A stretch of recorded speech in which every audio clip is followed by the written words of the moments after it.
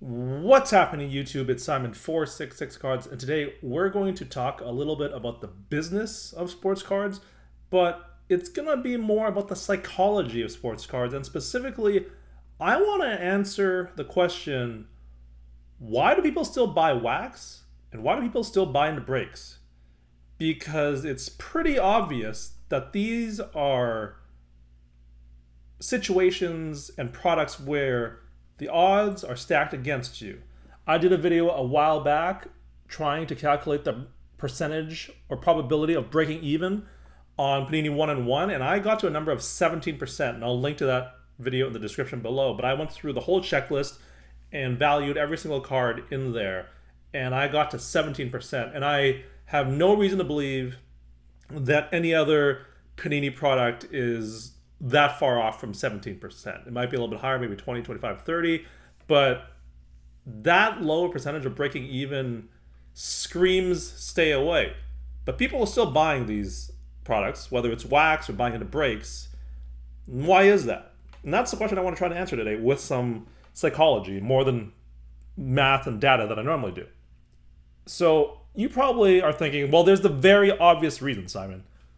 Very obvious. People are degenerates. They love to gamble. They love the thrill of gambling. Let's be honest, ripping wax, buying into breaks is just unregulated gambling. I don't think that's a controversial statement. And so this is just another way to gamble. And like, if we're to be honest, it's a way for people who might not be able to legally gamble in some states or due to their age or whatever. They're able to gamble via this method, right? And so absolutely, gambler's going to gamble. This is just one way for them to do it, right? And so for sure, there's a bit of the gambling aspect to it. But I don't think that's the only reason why. And the reason is, it's not that exciting to watch someone rip cards on camera for you. Like, when I see this, and maybe it's just me, maybe I am like old man yells at cloud, there's nothing exciting about a break. But to me, I'd much rather rip a box in hand and do it myself than watch someone do it on a camera, 2,000 miles away. To me, that doesn't excite me. That doesn't interest me. It's like kind of weird, if we're going to be honest. Just for me, again, if you like to buy into breaks, if your breaker is not a shot against you, it's not my thing. And so I think there's got to be more than just like the thrill that's driving people to buy into breaks and buy wax. Because people are still buying wax. Like, this thrill is like, it can't be that strong of an allure. So there's got to be something else. And there's an experiment out there that actually proves this to be the case. There's a behavioral experiment that it's not just about the thrill of gambling. So you can Google this, you can look this up on Wikipedia. There's this thing called the Kelly criterion.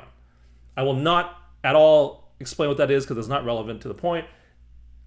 But as part of this, they did a behavioral experiment. So they did a study.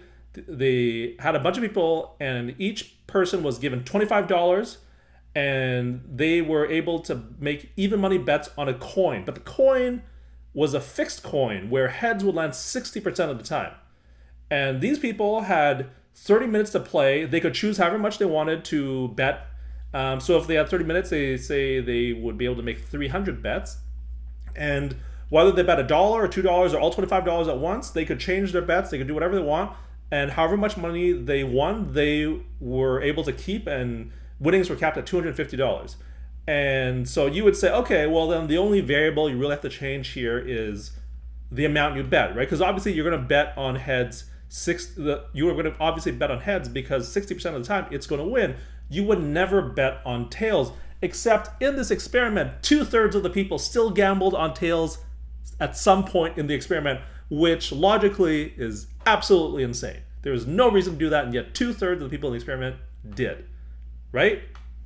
And this just proves it's not about the thrill of gambling, or it's not just the thrill of gambling, because there's no thrill in flipping a coin over and over 30 minutes. You should just bet heads every single time. You should not even think about betting on tails, and yet 2/3 of the people did. So what is the actual explanation? And then this applies absolutely to buying into breaks, absolutely buying into buying wax. Why are people betting on a thing that they know where the odds are against them? And that's the crux of this video. And I think the answer is gonna maybe amuse you, maybe surprise you, but I think it's because of their feelings. And let me explain. People want to feel special. And so if you found a way to beat the odds, then there's something special about you. Kind of like winning the lottery. There's something special about you, even though it's just random luck. But it makes you feel special. And that's like a feeling, that's a feeling that people want to have, that there's something special about them. And I think that's part of the reason. But there's one other one that's also about feelings. And I think this one more so than the other two.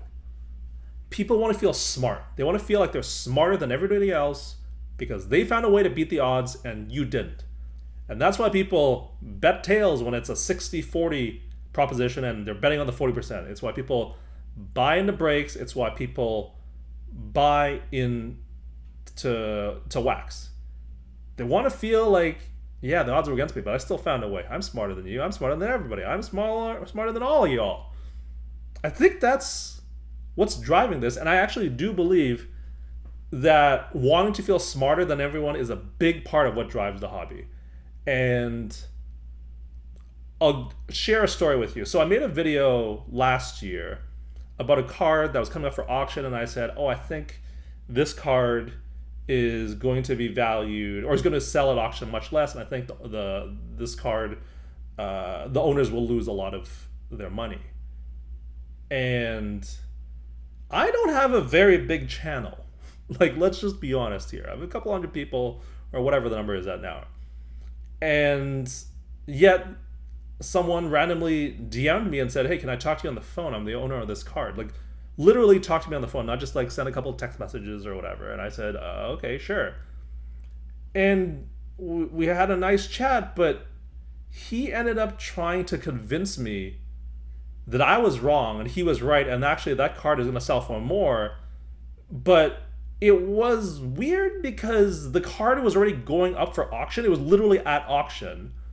So I don't understand what convincing me was going to do, because in a week or however many days it was, that card is going to sell, and it won't matter if you're able to convince me, because we're going to be able to tell rightly or wrongly whether that card is to sell for more or less. Am I going to be right or is he going to be right? You don't need to convince me. You need to just see what happens in 5 days. But I think in that specific case, and that's where I got this idea from, and it's been percolating in my head for a while, is people want to feel like they're smarter than everybody else. And I think that's a big piece of what drives the hobby. I was smart enough to prospect this player and buy his cards when they were low. Everybody else bought these other cards, and as a result, they lost all their money, but I didn't, so I'm smarter than you. There's a lot of those comments in a bunch of Facebook groups, that's for sure. And I think that's what's driving people to buy things where the expected value is way lower than the cost. You're going to lose money a significant majority of the time. That's why people buy wax, why they buy into breaks. It's because they want to feel smarter than everybody else. And that's where I've landed on as to the only reason people buy into breaks and buy wax. And it's not just about the thrill, it's about feeling smarter than everybody else. I would love to hear your comments about my theory here. It is something I don't think I've seen much of in the hobby in terms of rationalizing why people buy wax and buy into breaks. Having said that, I just want to make a point here. This whole video has been about the money value. Some people buy into breaks because, for example, if you are a Philadelphia 76ers fan, you're an Embiid fan like me, you buy the 76ers in a team break because you want their cards. That's totally different. There's still, like, that is not what this video is about. If you want to buy into a break because you just want that team's cards and that's your favorite team, that's not what this video is about. This is about people buying into breaks for the chase, but also they do it partially for the money, knowing full well the expected value is not what's going to cover what they paid for it. And that's where I think they just want to feel smarter than everybody else. That's a big part of what's driving the hobby. I would, again, love to hear your thoughts. What do you think about my theory? And whether you think I'm right, or you think I'm wrong, would love to hear your comments below. If there's, is there another factor that I'm forgetting? Would love to hear those comments.